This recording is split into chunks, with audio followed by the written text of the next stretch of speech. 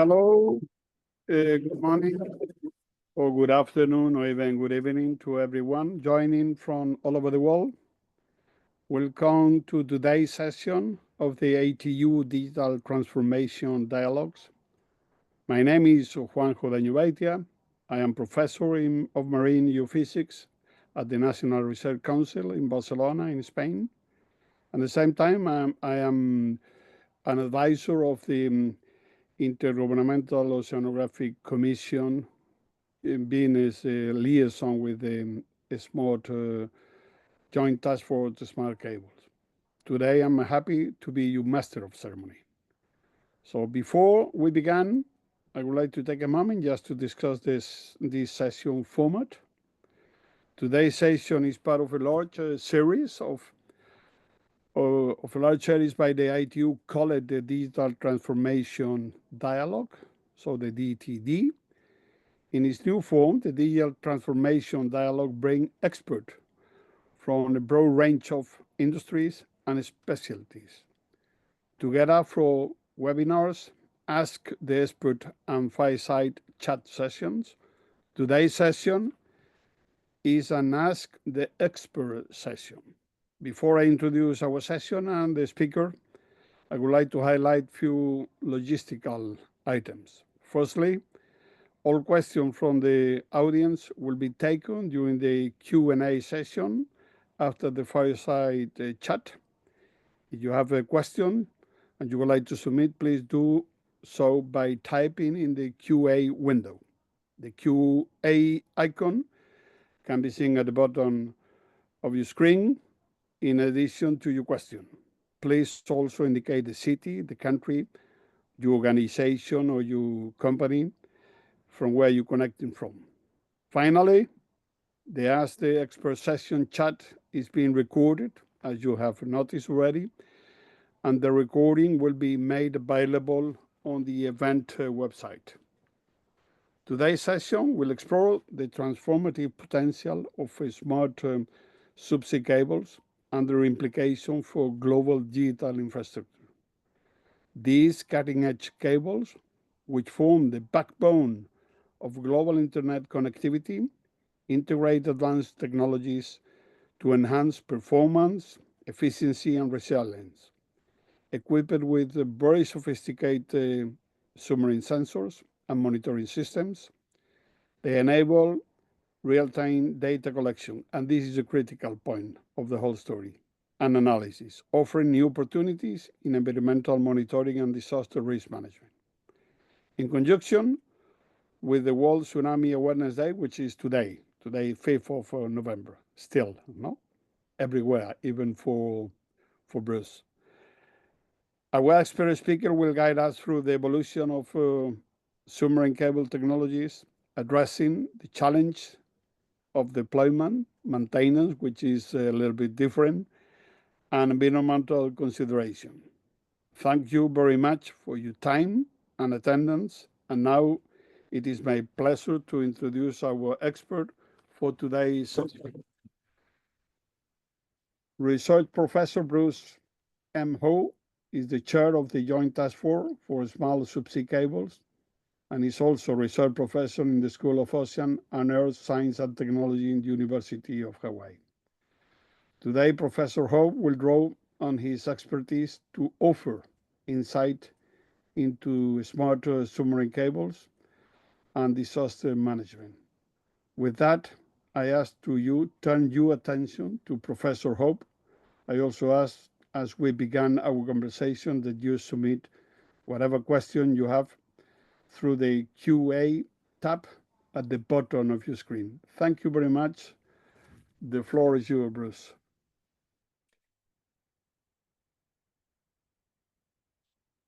Thank you, Juanjo. This is wonderful to be able to speak with all of you today. I'll be talking about smart submarine cables, commercial cables spanning the globe that have environmental sensors for climate, ocean, sea level rise, earthquakes, and tsunamis. With observations from these, we can better assess disaster risk and thus management. Smart cables is a United Nations effort, uniting science with the telecom industry. We must observe the oceans and Earth to better understand them and then to predict and react in a smart way. The ocean is the flywheel of climate. We need to measure and understand the ocean, the key for understanding short and long-term climate. Smart cables will provide real-time data to operational earthquake and tsunami warning centers. In this talk, both climate change and earthquakes and tsunamis are classified as disasters, just of differing timescales. The JTF facilitates and coordinates the adoption and integration of environmental sensing into subsea telecommunication cables to become the world standard, leading to a global network for sustained ocean observations, geophysical study of earthquakes, and earthquake and tsunami warning in a world with rising sea levels. We do this by working with governments and our sponsoring UN agencies, the ITU, WMO, and UNESCO IOC. SMART stands for Science Monitoring and Reliable Communications, with a purpose to observe the ocean and Earth with high reliability, providing data to save lives. Here we have plotted the current telecom cables and conceptually added smart sensors represented by the small dots, resulting in a planetary scale sensor, power, and internet network that can observe climate, oceans, sea level, earthquakes and tsunamis, and reducing disaster risk. The concept depends entirely on sharing the telecom industry's cable infrastructure, now over 1.5 million kilometers deployed and about 100,000 kilometers deployed each year. We will use this power and communication in the cable for the three basic sensors: ocean bottom temperature, pressure, and seismic motion. The symbols represent smart systems at various stages of development. Portugal and Vanuatu, New Caledonia are underway to be installed in 2026, the green circles. Our vision is to include smart capability in the new telecom systems that are continually being installed around the world. Deep ocean temperatures increasing 50 millidegrees per decade, the red color in the top left map. Ocean bottom temperature will contribute to better estimates of heat content and thermal expansion of seawater that leads to sea level rise, which is regionally variable as shown in the central map. Melting land ice also contributes to sea level rise, about half the total signal. Taken together, sea level is rising now at 5 millimeters per year or so, and it will double by the end of the century, with a net gain of at least a meter. Further, the lower technical figure shows that water flows from high to low pressure. Pressure measured at points along the cable provide estimates of the ocean circulation. Ocean bottom pressure and seismic motion will significantly improve earthquake and tsunami early warning. Initial tsunami warnings based on seismic data have large uncertainty. In situ pressure measurements are needed for reliable tsunami height predictions. The new seismic array will fill the large ocean area observing gaps, enabling a vast improvement of our understanding of Earth's interior. So at this point, I'd like ITU to switch to a 5-minute video that has some interviews and describes more about smart cables. I'll stop sharing. There.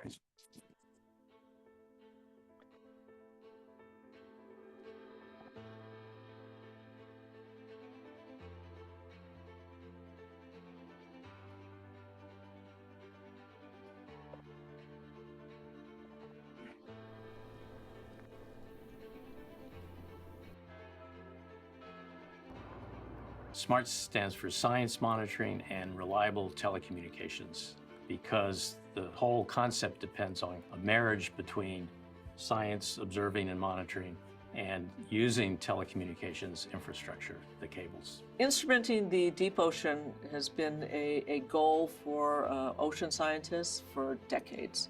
We've tried to do that in many different ways, but in large part, the ability to actually have a continuous, high-quality signal from the deep ocean to detect earthquakes, to detect tsunamis has eluded us. More than 99% of data that's moving around the world between any locations that's separated by a sea goes on a cable. The diameter of the cable that sits on the seafloor is 17 millimeters. And inside that will be up to about 24 pairs of fiber wrapped with copper so that it can send power to the repeaters, which sit every 80 or 90 kilometers. And what we're proposing to do is tap into that power and then access the fibers for communication purposes.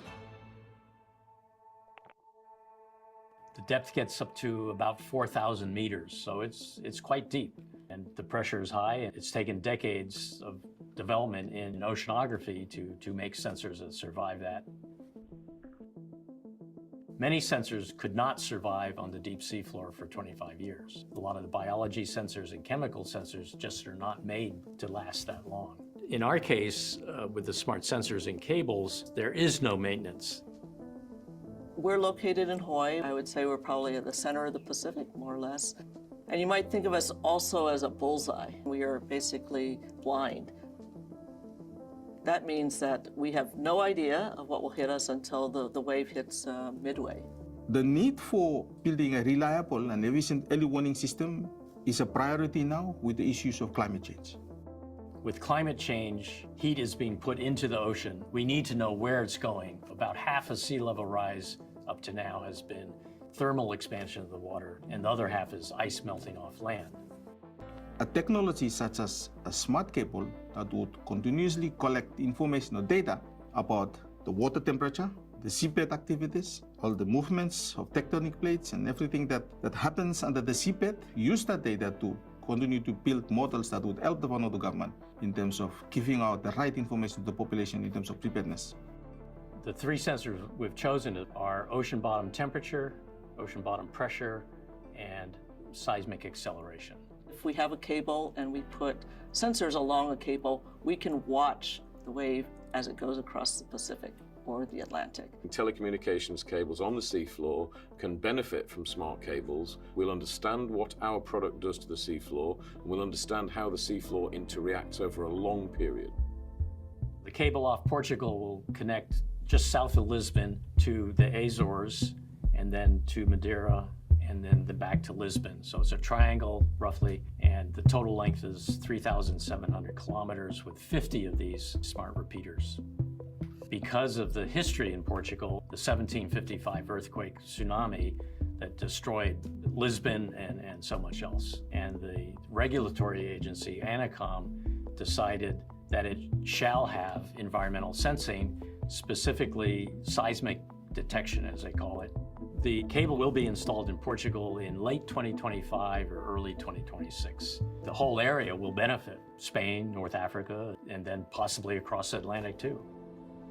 With these measurements, you have enough detail that you can give a much more refined prediction across the Pacific Ocean. Do we need to evacuate near shore here in Hawaii from an earthquake in Alaska?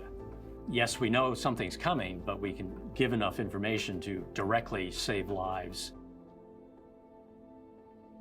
Smart cables are a combination of telecommunication cables and environmental sensing. So this will be revolutionary in that sense. All over the globe, real-time data. You get the early warning, you get information about climate change, the changing ocean, and all of that contributes to societal benefit.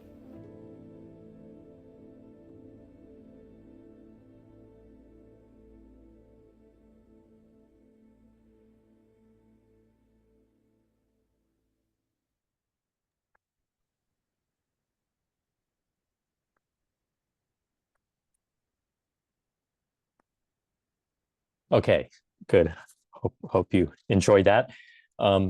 So many tools are used for ocean observing. Satellites are essential for near global coverage, but mostly just the surface. Very limited number of buoys, moorings, drifters, floats, and ships observe the interior. The deep ocean remains almost totally unobserved. And smart cables will, for the first time, make dedicated, long-term, real-time observations from the seafloor. We are likely familiar with these pictures: tsunamis, Lisbon, Banda Aceh, Japan, Palau, and Tonga, and the fact that as if an earthquake occurs, your first thought should be to drop, cover, and hold, and survive to run up the hill to escape the tsunami. The left map shows the historical tsunamis superimposed on each other, and the right map shows the Pacific Rim of Fire. In the lower right, I give some examples of cables being cut and by earthquakes and landslides, submarine landslides. And so with having sensors in the cable industry can help mitigate the negative effects of this damage to their system and improve the cable resilience overall. A goal of the UN Decade of Ocean Science for Sustainable Development is to give at least 10 minutes of warning to communities at risk. Smart cables will play a role in achieving this, as will the UN Early Warning for All initiative, with WMO and ITU working to provide the warning delivery infrastructure and capability. In the first map, I showed some of these cables on the global scale, and these are in progress. We're actively engaged with these proponents of these systems, spanning the Mediterranean, off New Zealand, through the Arctic, connecting Europe and Asia together, and also connecting to Antarctica and development in Indonesia. Here, I just want to review some of the positive attributes of smart cables. Smart is an innovative technology to improve multi-hazard warning on all scales: earthquakes to climate, seconds to centuries. And a really important part is smart is multidisciplinary and multi-purpose. So obviously it's telecom plus science and early warning, but it's dual use, it's multi-use, shared infrastructure. And in conclusion, I'd just like to say that, reiterate again, smart is a marriage with telecom, and we're striving to make that a happy marriage. Connectivity, climate, and disaster risk reduction, 3 for the price of 1, saving on all fronts. New cables are always being installed, lots of opportunities for smart, and we can leverage this industry with an annual investment of about $5 billion.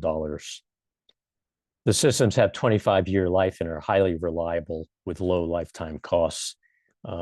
Systems underway, Atlantic CAM and TAMTAM, will set precedents for future systems. And the Union, and importantly, the European Union is providing funding via digital connectivity initiatives, submarine cables with smart.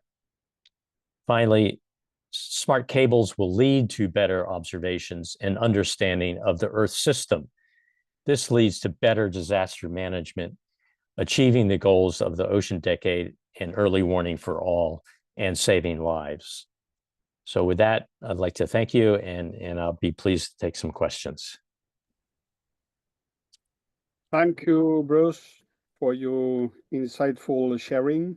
Now we have reached the question and answer section. And I guess I'm going to check, I don't know if you can read it, or I can read it for you. We have already one question. I can tell to you, and the question is coming from Elhan Kasim from the Comoros Island. And the question follows: the smart cable is special cable, or can we use existing submarine cables to obtain the necessary data? Right.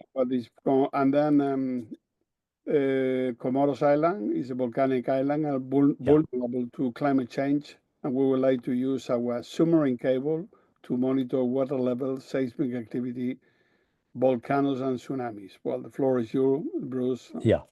So the smart concept requires installing sensors in new cables as they are manufactured. So as new cables are installed, the opportunity exists for adding these in situ sensors into the cable and so on. There are other new technologies coming online called optical fiber sensing that to some degree can contribute to ocean sensing, primarily in the seismic area. So there are opportunities for both. Okay, thank you very much. I don't see any other question, but I can have my own question for you, Bruce. How can smart subsea cables improve disaster risk management and risk mitigation, particularly in areas with a high risk? Yeah. So first, the first criteria is to have observations, and almost anywhere will help. And then as far as high risk, there's a compromise there between adding additional risk to the cable versus having observations close enough to issue timely warnings. In some cases, a telecom mission requires it to go through areas of risk and so on. So that's one thing. And for other situations, it may be that governments can incentivize industry to lay a cable, for instance, along the just seaward of a subduction zone trench, like off South America, just as the Japanese have done with their early warning systems off Japan. They have one part of that system offshore. Thank you. Okay. I have another couple of questions for you. One is coming from the Madhavan Palam from the White House, and the question is, how efficient are the feedback bits in digital scenario? I'm not quite sure I understand that, other than the accuracy, precision, resolution of these in situ sensors is the best available and is actually it's excellent. So the measurements will be very, very good and high quality measurements for detecting any of these signals, both the short-term signals, earthquake, tsunamis, as well as climate signals. I think was about fiber optical cables, indeed. Well, I have another short question from Aleb Min. I don't know from where.